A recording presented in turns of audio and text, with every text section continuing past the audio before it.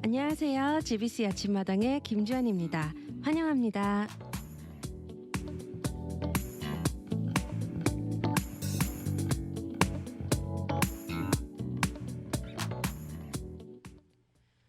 오늘은 좋은 아침 보내고 계신가요? 오늘 저희 청취자분들께 유익한 정보를 드리기 위해 핫 이슈 코너로 최근 화제가 되는 주제를 가지고 다룰 수 있는 전문가와 함께 합니다. 특별히 요즘 부동산 가격이 왜 이렇게 오르는가 궁금하셨던 청취자분들 계실까요? 패러다이스 리얼티의 브로커 매니징 파트너인 조나탄 파크 대표님과 이 시간을 함께 꾸며보려고 합니다. 대표님 안녕하세요. 안녕하세요. 반갑습니다. 네, 대표님 저희 청취자분들을 위해서 인사 부탁드리겠습니다. 네, 안녕하세요. 파라다이스 리얼티 공동 대표를 맡고 있는 조나단 박입니다. 반갑습니다. 반갑습니다.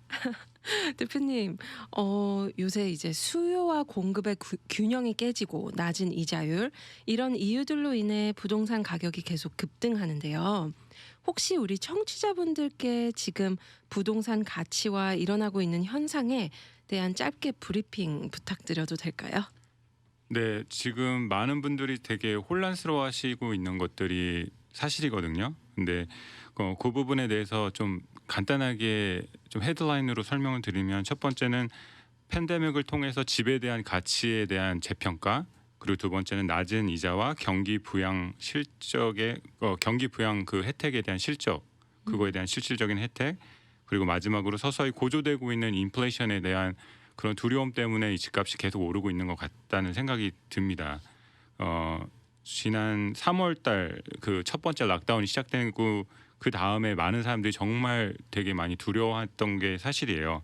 그런데 그 정부의 발빠른 대처와 그런 실질적인 그런 경기 부양책의 그런 프로그램들이 나오면서 많은 사람들이, 그리고 대부분의 어떤 사람들은 전부 다 더 호황된 시기를 보내는 것도 사실이었거든요. 아, 네. 네.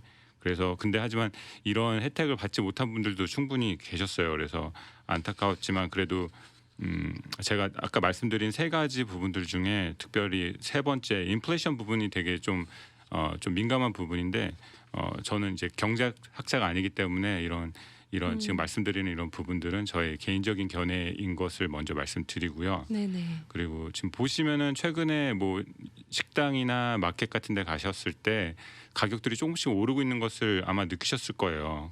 그래서 그 점점 사람들의 쓰는 돈의 가치가 낮아지고, 그리고 그렇기 때문에 집값이 오르는 거는 어떻게 보면 되게 당연한 결과라고 볼 수 있어요.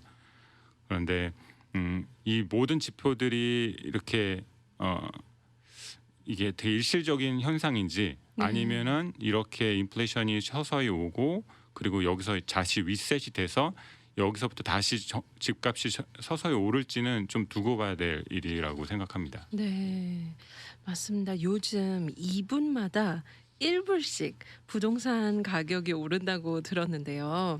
그렇다면 요즘 가장 핫한 부동산 소식이 있다면 무엇일까요? 네, 집값이 너무 많이 올라가지고 많은 분들이 좀 자꾸 이런 말씀을 드리는데 되게 두려워하세요. 그런데 네. 그 2000년대 초반에도 약간 이런 비슷한 현상이 있었습니다. 아, 그때도 뭐 자고 일어나면은 집값이 10,000불씩 오른다는 그런 말이 있었는데, 네네. 정말 그런 시기가 왔다가 2007년도에 이 모든 것이 좀 이렇게 말 그대로 붕괴가 됐었는데, 네네. 지금 이런 모든 현상들을 바라보면서 어떤 거에 내가 포커스해야 되느냐, 그거는 이런 이제 지금 청취자분들은 대부분의 이제 투자자들이나 인베스터가 아닌 내 집 마련을 꿈꾸시는 분이나 내 집을 소유하고 계신 분들이라고 생각을 하는데, 네. 그런 분들이라면은 지금 현상에 대해서 너무 포커스하지 마시고 지금 나의 개인적인 그런 필요와 니드에 좀 포커스하시는 게 맞다고 생각을 해요. 그래서 네네. 집값이 너무 오르고 이자가 오르고 떨어지고 이런 거에 너무 포커스하시는 것보다 지금 내가 집을 살 수 있는 형편인지, 네. 그리고 또 정말 내가 집이 필요한 형편인지, 그리고 나의 가족 계획은 앞으로 5년 뒤, 10년 뒤 어떻게 세울 것인지를 먼저 좀 포커스를 하시고 계획하시는 게 좋다고 생각합니다. 음. 네, 맞습니다. 사실 개인 필요와 니즈에 대해서 말씀을 하셨는데 이렇게 사실 광범위하게는 모두 다 집이 필요하고 당연히 지낼 곳이 필요하기 때문에 이런 현상들이 더욱 더 두렵게 느껴질 것 같아요. 네, 네 맞습니다.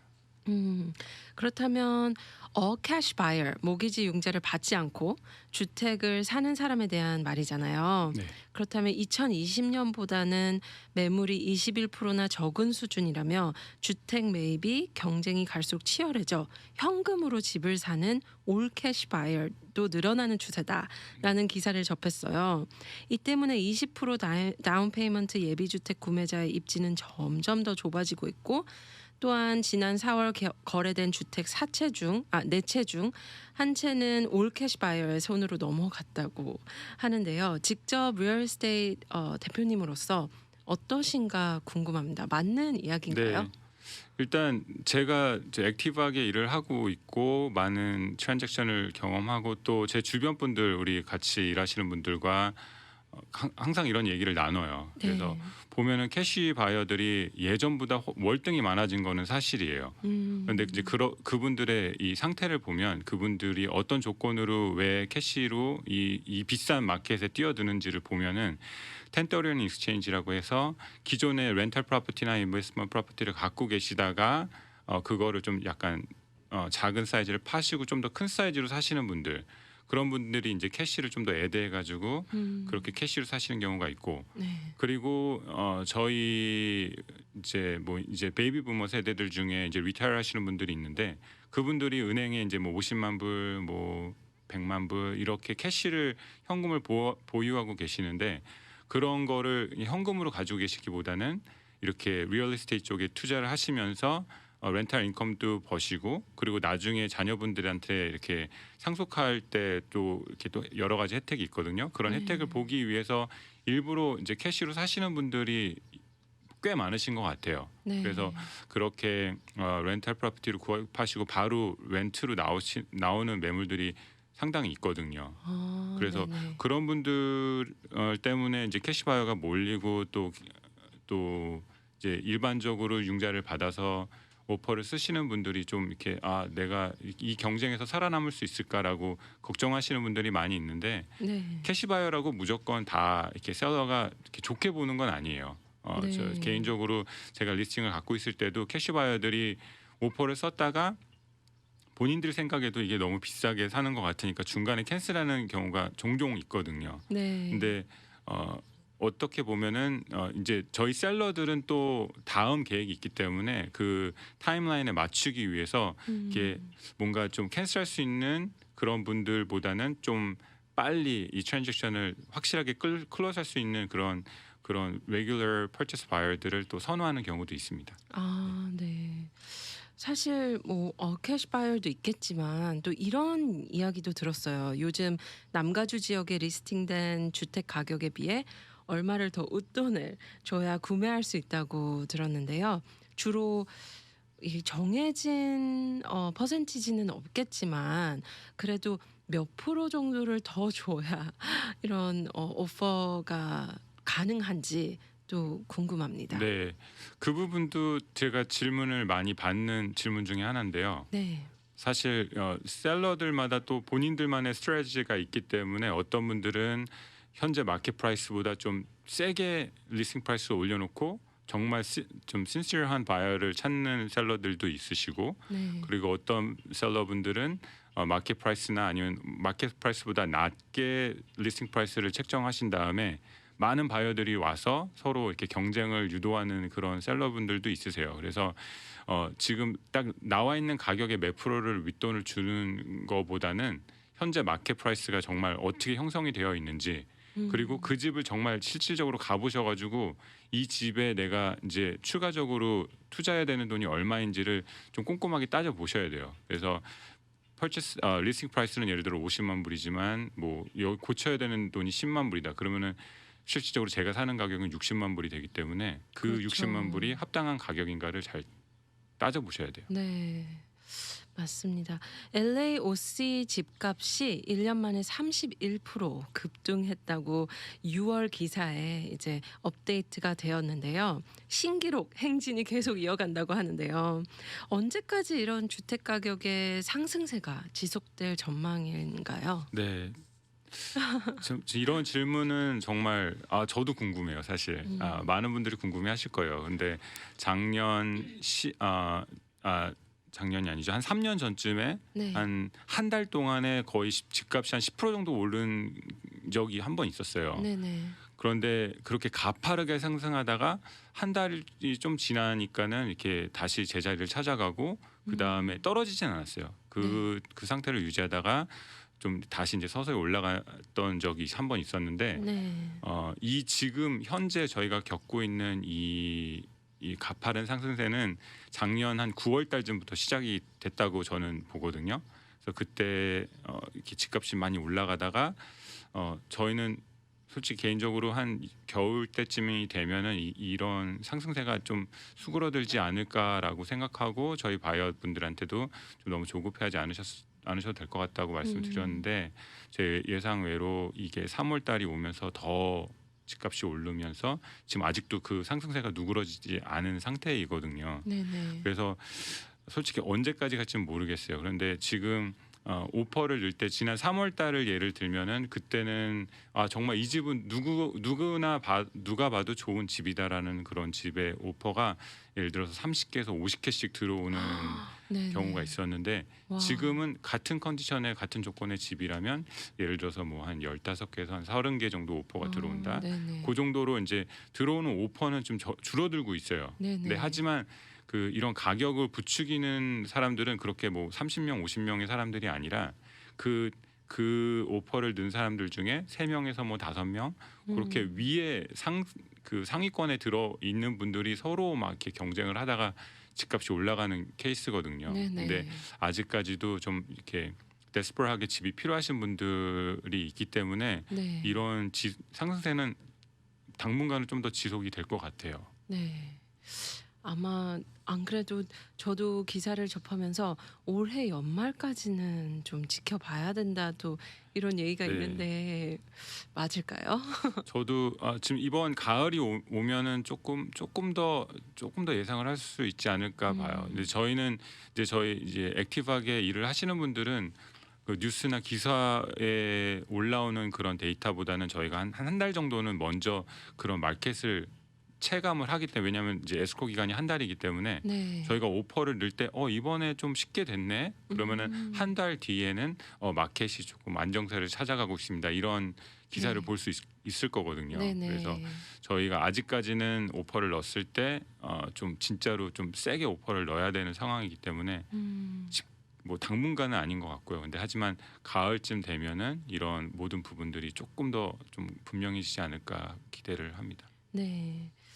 어 또한 affordable home에 관심을 가지신 분들이 꽤 있는 것 네. 같아요. 그래서 우리 대표님께서는 affordable home에 대해서 어떻게 생각하시는지도 궁금합니다. 네, 어포더블 홈은 진짜 말 그대로 지금 인컴이 좀 부족하시거나 그리고 캐시가 좀 부족하신 분들한테 이제 정부나 지방자치제에서 지방 그 로컬 거버먼트에서 도움을 주는 그런 프로그램이에요. 그래서 네네. 그 집을 살 때도 마켓 프라이스보다 현저히 낮은 가격에 살 수 있고요.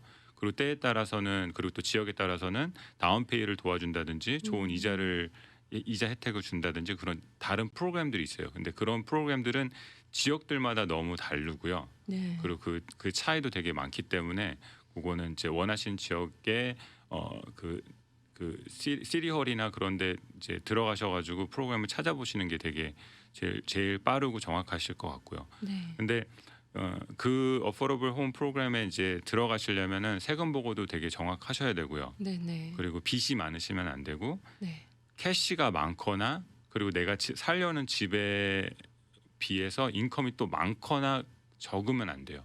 그래서 아. 그 프로그램에 들어갈 수 있는 윈도우가 되게 내로하기 때문에 네네. 특히 한인 분들은 그 프로그램에 이렇게 eligible 한 사람들이 그렇게 많진 않아요.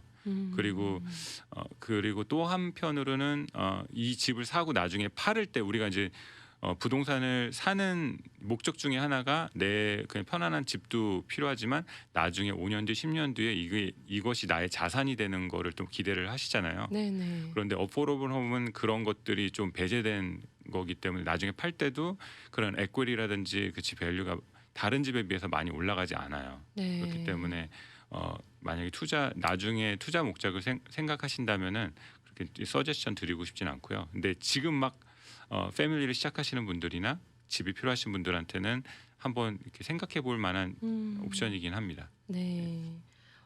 주택 마련을 하고자 하는 분들께 어떻게 이 상황, 지금 저희가 겪고 있는 이 상황에 무엇을 준비하는 게 가장 좋을지 네. 대표님께서 좀 물론 중복되는 이야기가 있겠지만 좀 조언을 주실 네. 수 있을까요?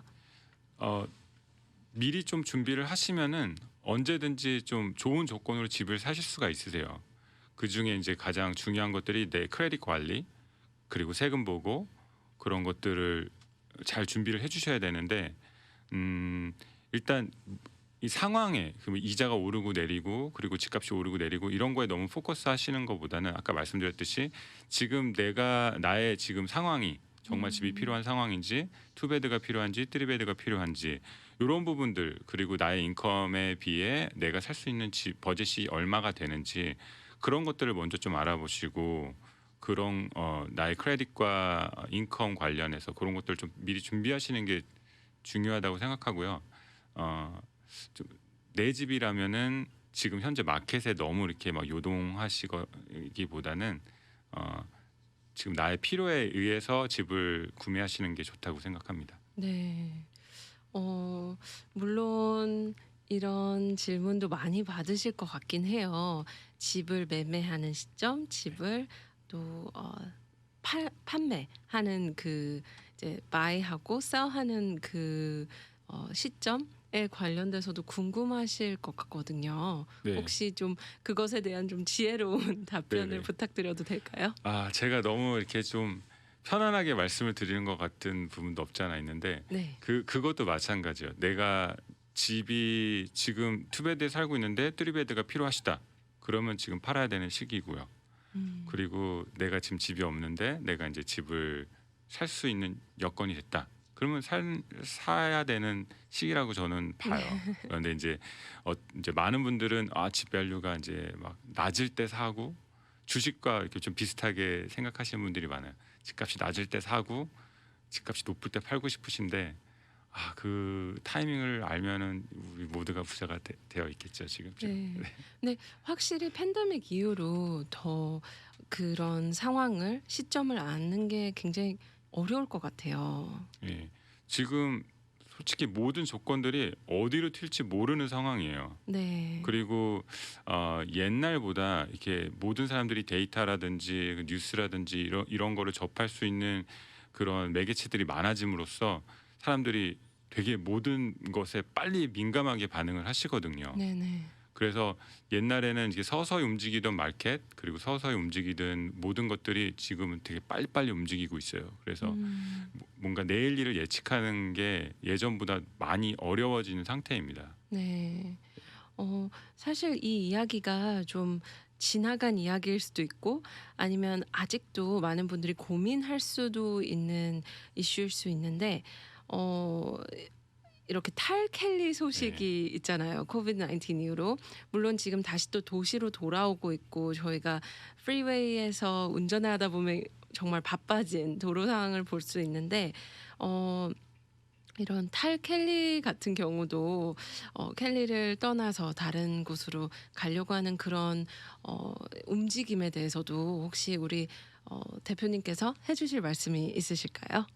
네, 저도 솔직히 캘리포니아를 떠나서 다른 타주로 갈까를 고민해 본 적이 있어요. 네네. 네, 하지만 이제 가족하고 좀 상의도 해보고 이야기도 해본 결과 그냥 캘리포니아 남아 있기로 하고 지금 이제 잘 살고 있는데 네.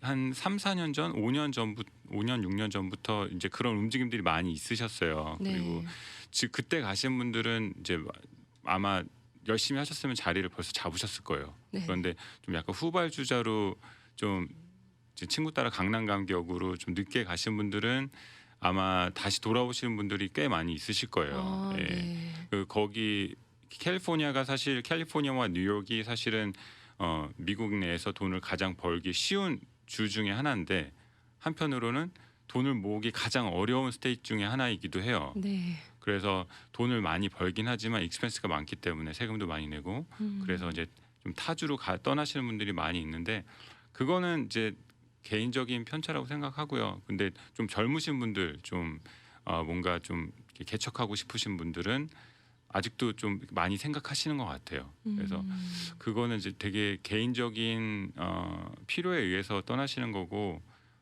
또 다시 돌아오시고 하는데 그 부분은 지금 약간 이렇게 막 이렇게 분위기상 막 떠나는 분위기는 아닌 것 같아요. 아, 예. 그런 클라이언트들을 직접 만나보시거나 이야기를 이렇게 직접 해보신 적이 있으실까요?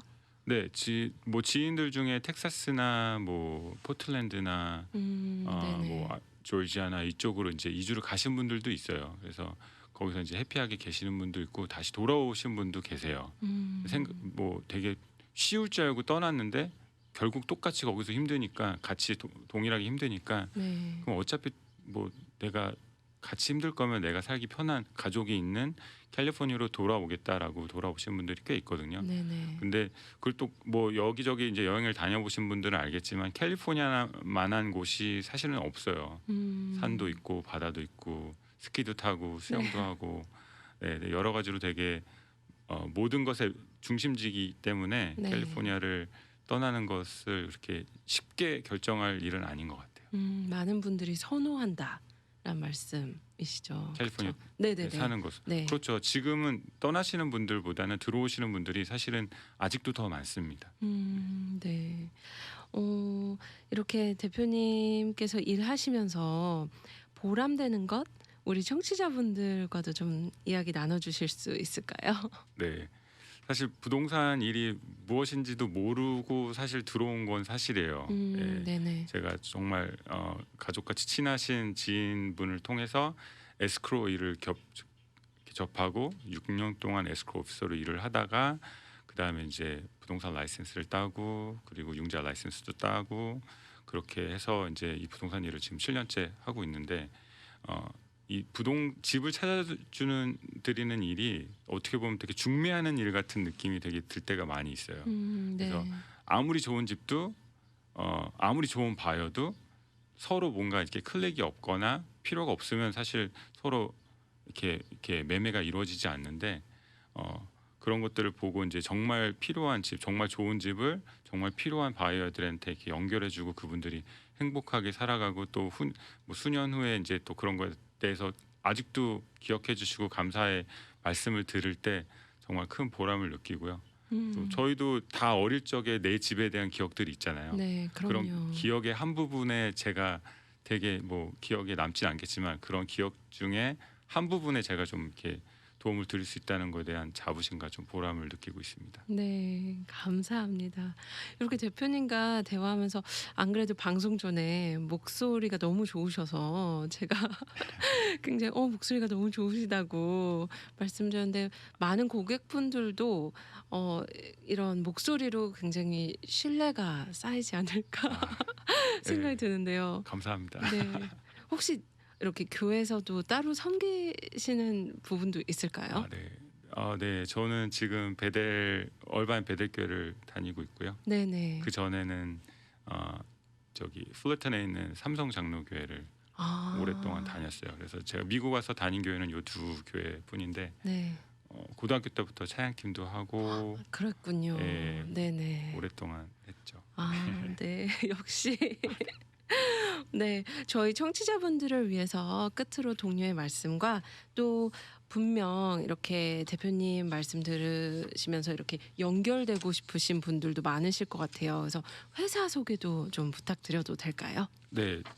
저는 너무 감사하게 그 파라다이스 웰티라는 회사에 지금 매니징 파트너로 같이 일을 하고 있고요. 저희 회사는 이제 세리터스 지역에 이제 설립이 된 지는 30년이 됐어요. 근데 저희 원래 이제 회사를 설립하신 우리 사장님과 제가 이제 같이 파트너로 일을 하다가 매니저분인 케니박 선생님과 그리고 제가 같이 이제 공동 파트너로 조인을 해서 일을 하다가 작년부터 저와 케니 대표님이 같이 사무실을 운영을 하고 있는데 저희 사무실은 뭐 일부러 그렇게 한 건 아닌데 좀 이렇게 교회 열심히 다니시는 분들이 많이 계시고 이런 것들이 이제 비즈니스와 좀 이렇게 링글되는 게 되게 좀 조심스러운 부분이 없잖아 있는데 네. 저희 사무실에 오신 분들이 모두가 하시는 말씀이 되게 가족 같은 분위기, 되게 친절하시고 믿음이 가는 그런 부동산 회사라고 말씀을 해주셔서 정말 그 부분에 대해서도 되게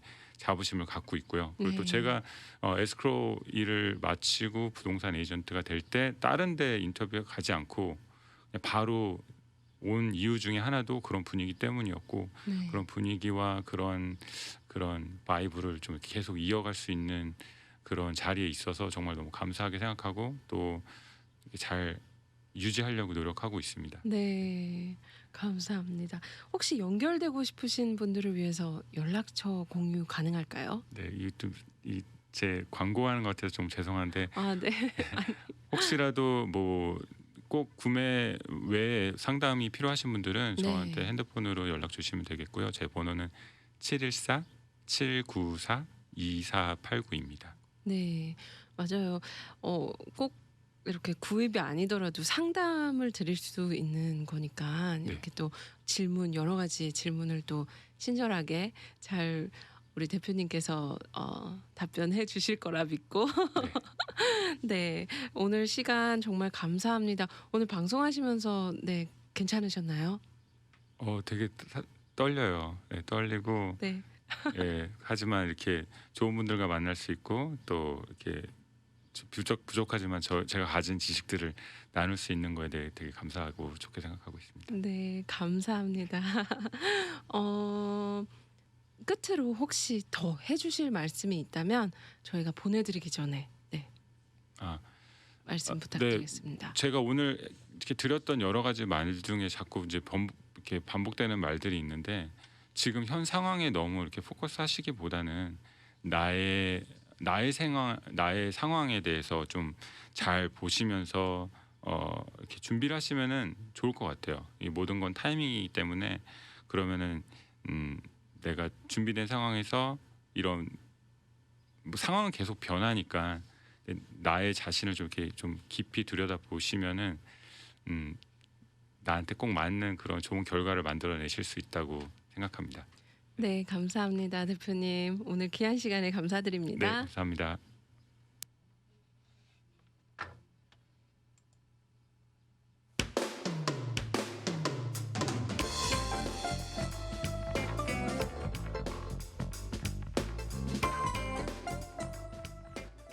GBC 애청자 여러분, 오늘 방송을 들으시면서 궁금하셨던 점이 있거나 나눠주시고 싶은 이야기가 있다면 언제든지 연락주세요. 714-484-1190입니다. 그리고 카카오톡 AM1190 미주 복음방송 친구 추가해 주시고요. 메시지도 보내주세요. 언제나 열려 있습니다. 오늘 귀한 시간을 허락해 주신 하나님께 감사합니다. 함께해 주신 조나탄 파크 대표님 그리고 청취자분들께 감사드립니다. GBC 아침마당의 김주연이었습니다. 오늘 저희 마음이 하나님의 시선을 구하고 그 시선으로 나와 주위를 바라볼 때 아름답고 선한 하나님의 섭리를 눈과 마음에 담는 하루 되시길 기도합니다. 고맙습니다.